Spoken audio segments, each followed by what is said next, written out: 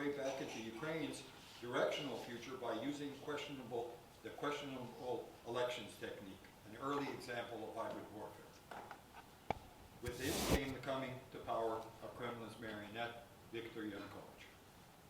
The developments slowly brought the security dialogue and its members, as I've said, U.S.-Ukraine Foundation, AFPC, UCCA, and Kuzar, it brought us, the organizers, to a kind of slowdown, if not a halt, of the security dialogue.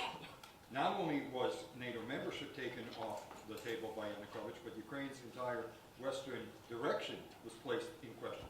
In fact, frankly, in jeopardy. Fortunately, in November 2013 to February 14, the Ukrainian nation again took matters into its own hand. It chased Yanu all the way back to the Kremlin and openly announced its intention to fully restart the Western direction, including accession into EU and NATO. It did so with a resounding show of moral force. The various documentaries that you've seen over the last 5 years are about Maidan, the Euromaidan, are still moving. The security dialogue organizers in February 2014 immediately reopened talks to renew the series, and that happened, in fact, with this sequence that we now have. But the moves were not something that the Kremlin could stomach after having so effectively blocked Ukraine's earlier Euro-Atlantic ambitions. It therefore moved to create the conditions that might permanently block Ukraine from becoming a member of the EU or NATO.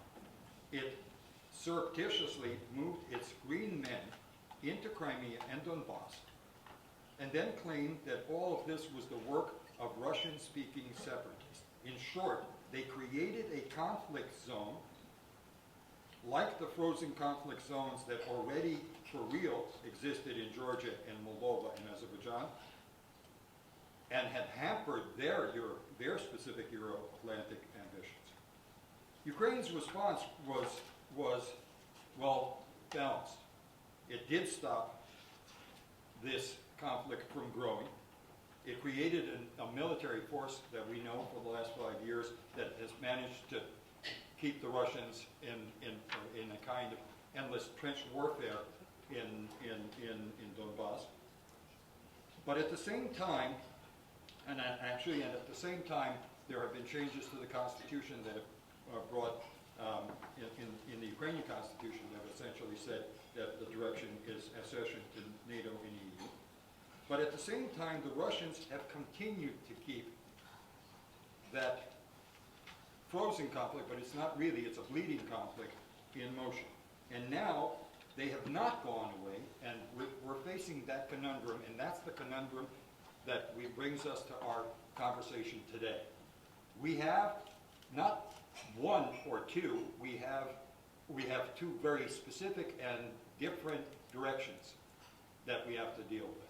One is Ukraine's westward move in security matters, and two, the possibility that the Russians are not willing to give up. In fact, they're adding pressure to this situation. We know that Zaryckyj has said 2 days ago that the Ukrainians essentially may not someday exist as a nation. And that's actually, or really don't exist as a nation. So we're dealing with two different issues at this point in terms of the security of Ukraine. And this conundrum, the fact that the Russians may not let go of it and will continue, that benefits them. Why? Because constantly saying that there's a conflict means that the Ukrainians might not be able to do what they need to do eventually, and that's to integrate into the Euro-Atlantic Club. This is something that we have to all face at this conference at some point or another. And where I ended to all of you is the question, it'll be the first panel that we get, and that's the question, think of the West. It's not just about Ukraine, it's about the West. Think if the Russians managed to turn the Black Sea into the Russian puzzle, the implications of a Russian lake, or Black Sea becoming a Russian lake, even for the NATO members that exist on that Black Sea. So we'll start with, I guess that will be our first panel. I've taken way too much time, but I thought it was important that this year we understand what our responsibilities are at this dialogue. This dialogue is a very important dialogue at an important crossroads in Ukrainian history. With that, I also just simply wanted to say one thing about the rules, the how. I've taken way too much time, and I really apologize. But for our panels, this time around, we do have a set deadline at 5. And so what I would ask is everyone keep within the parameters of the 7. I'm going to ask every moderator to keep within the parameters of the 70 minutes that have been given. We have given our speakers, opening speakers and closing speakers, it's up to them, their discretion. But I know all 4 speakers for both the opening and closing remarks, and they're extremely just brilliant human beings. So I'm trusting that we will keep to that regime. So again, now to the words of welcome. There are 2 individuals that I'm delighted to introduce. Ambassador Yelchenko, you have done this for me in New York. The opening of various events that we've had when we've had the pleasure of having you as our UN ambassador for Ukraine. So I'm going to ask you for the first one. Okay,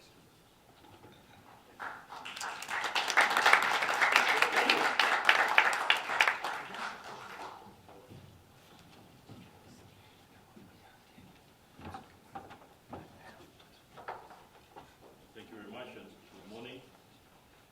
Ladies and gentlemen, dear friends, I would like to thank the Center for U.S.-Ukraine Relations and personally Dr. Zaryckyj for once again organizing the U.S.-Ukraine Security Dialogue, which has become a highly anticipated event on Ukraine in Washington. It is a pleasure to see so many distinguished participants. Thank you all for being here, and thank you for your interest in Ukraine. As you all know, Ukraine has been in the spotlight of the news in the U.S. recently.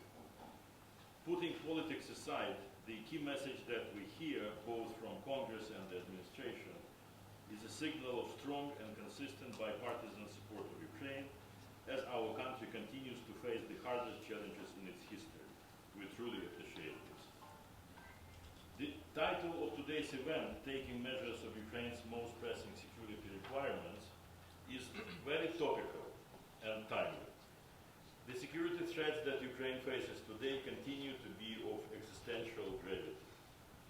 Last week marked the 6th anniversary of the beginning of Russia's military aggression against Ukraine and its attempted occupation of parts of our territory.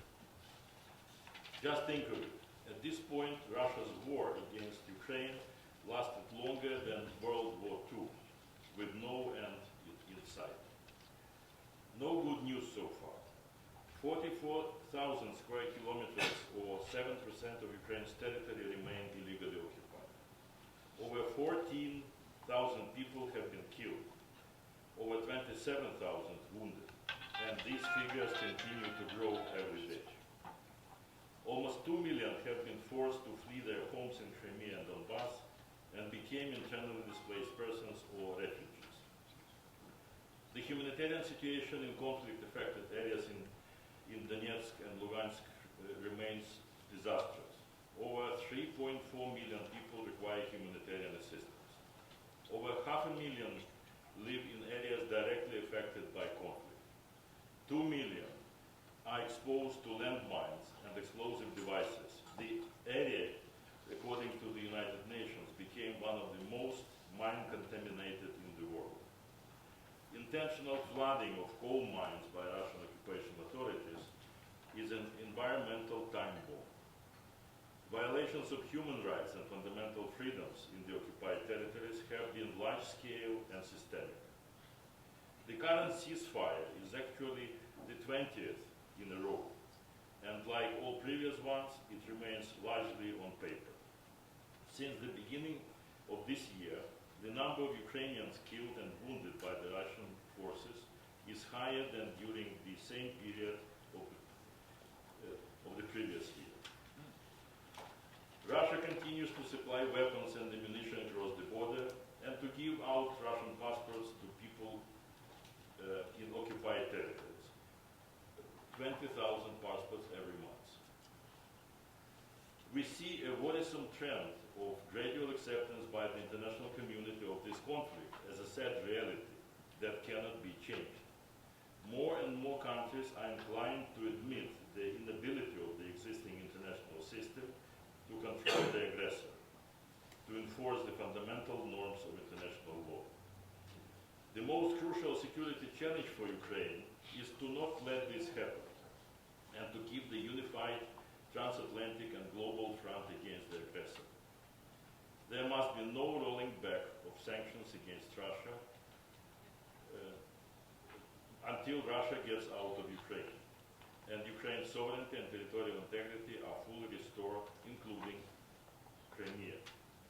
Speaking of Crimea, we see a major threat not only to Ukrainian but also to European and regional security by Russia's creeping militarization of the peninsula.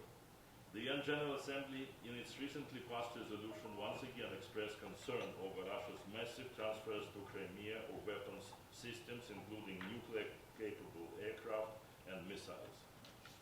As of today, the Joint Task Force of the Russian Federation in occupied Crimea consists of almost 32,000 troops. This number may double by 2025.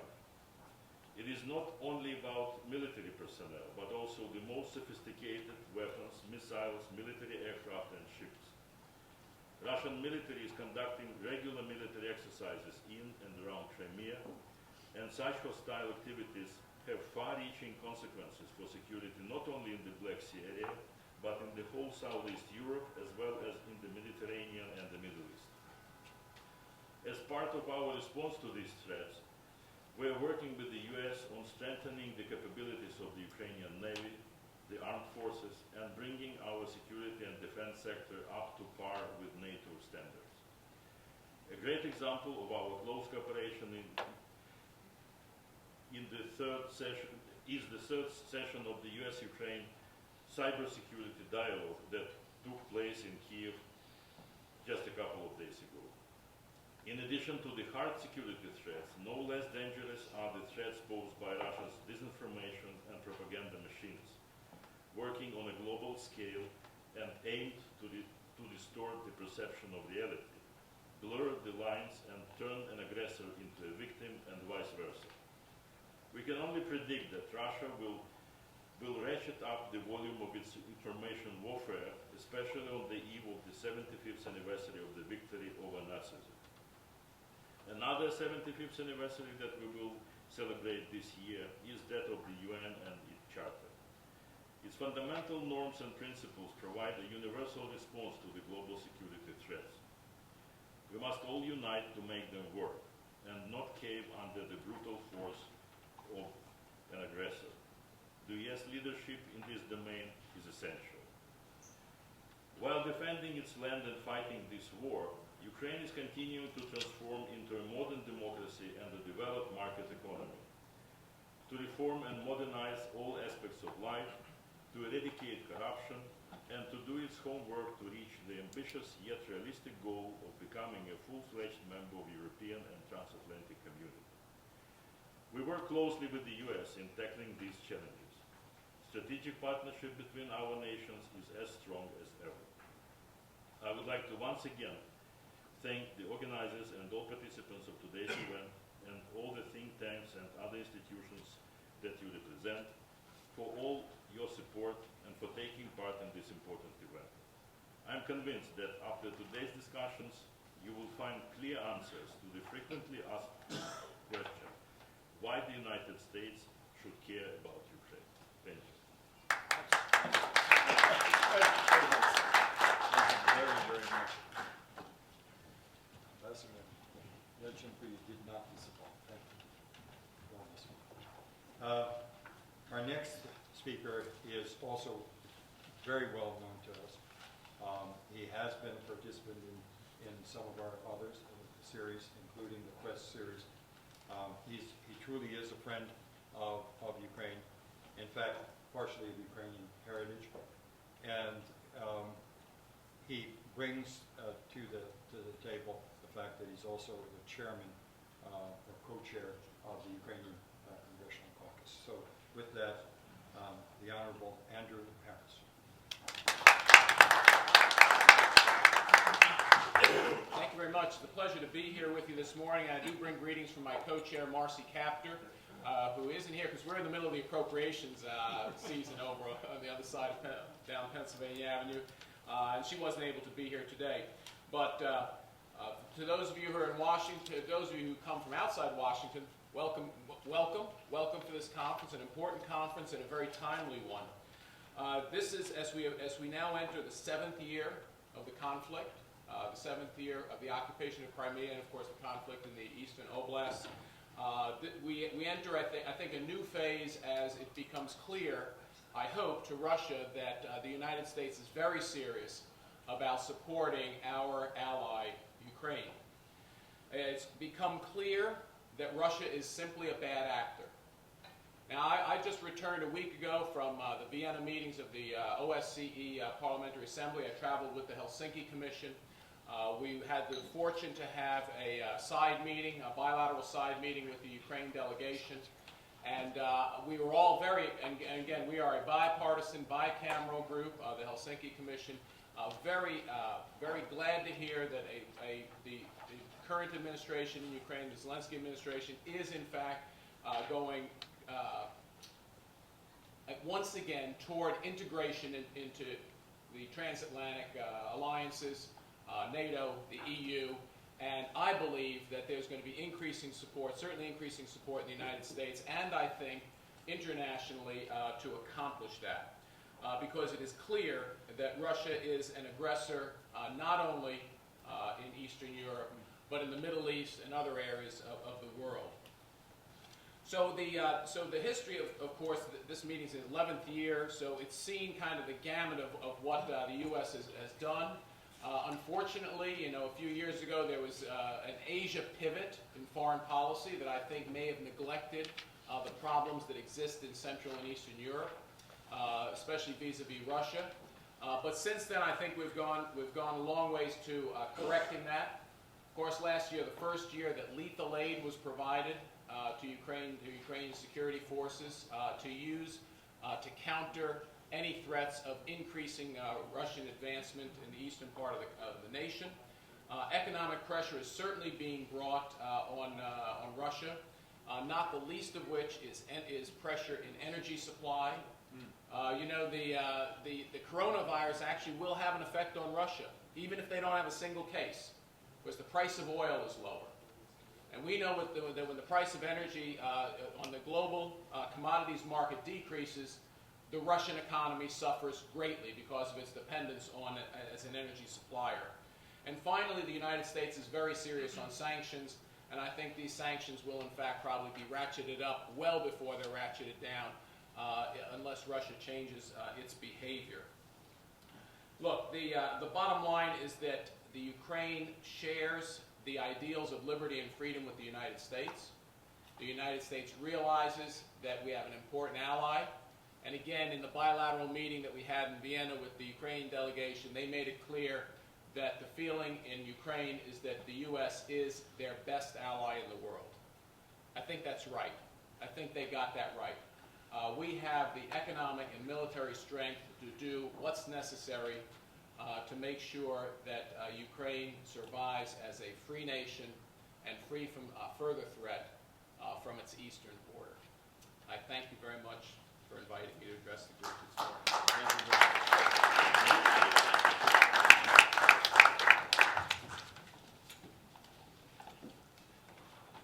I'm so, because you were so effective with your time, I'm almost tempted to ask Eddie one question from the audience for each of you, but I may regret that decision. So I'm wondering if there is one question that can be posed to either Ambassador Yelchenko or Congressman Harris. Speak up. If there isn't, yes, okay. I saw two, and go ahead. Sorry. Thank you very much, Victor Rudd from the Ukrainian American Bar Association. Question to Congressman Harris. To what extent do you sense that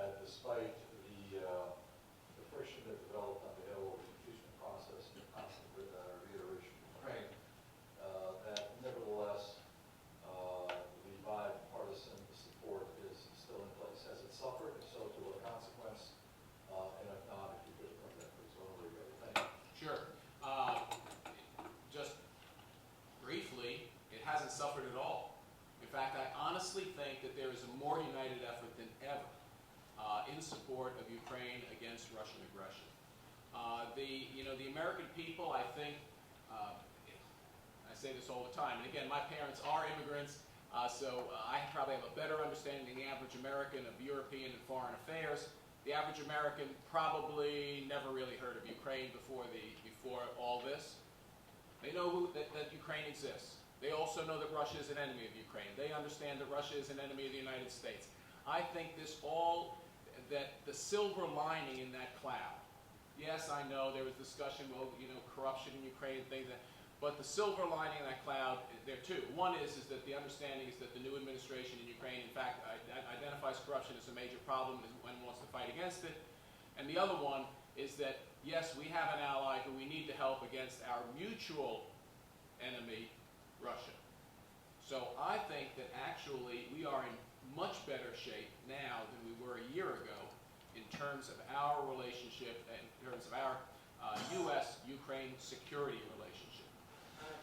There's a young woman in the back that was actually a superstar for us at one of our, she's quite an intelligent I have a question for Ambassador Yelchenko. So you mentioned that it's important to use sanctions and other measures to control the aggressor.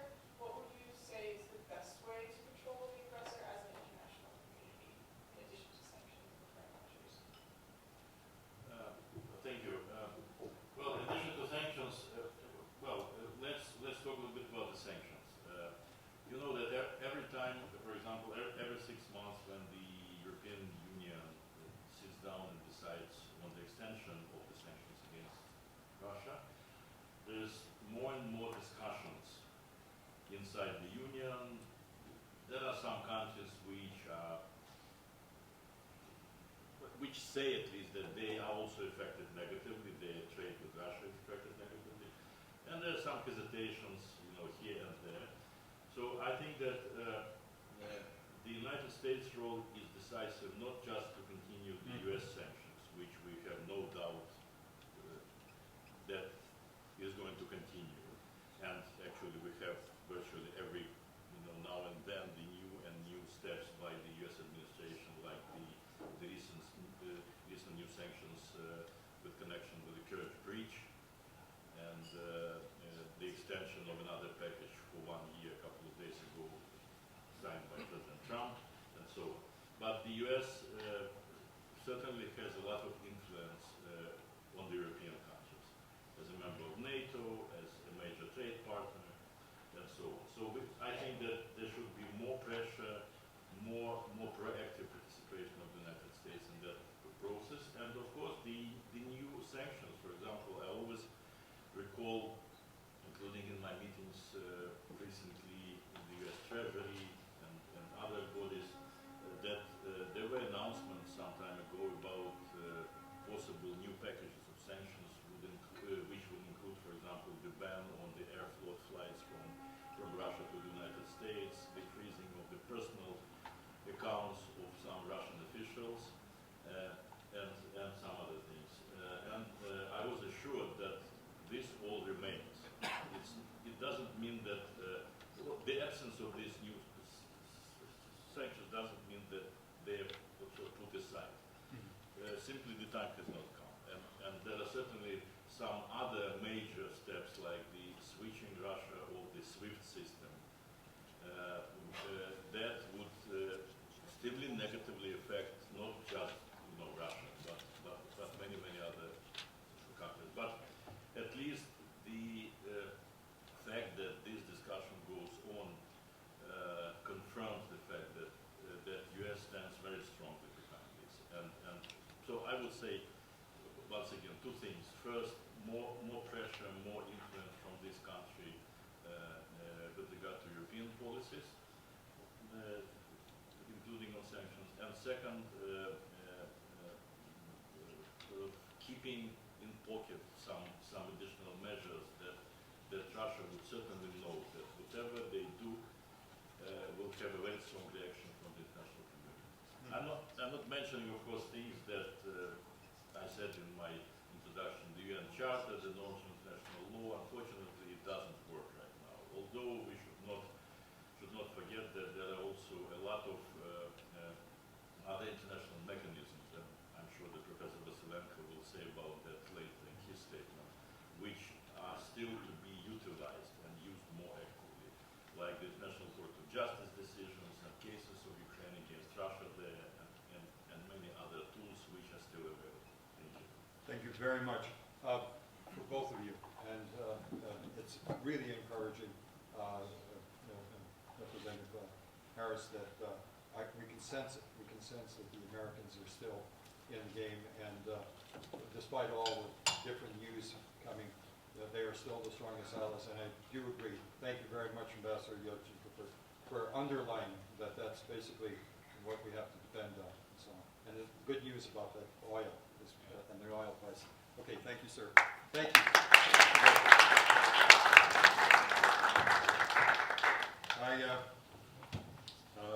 Now that we've had our opening session, we will move on to our first panel discussion, and I would ask to the dais. I would ask the moderator, Dr. Stephen Blank. I would also ask the two distinguished panelists, Admiral Yelchenko and the president of Jamestown Foundation,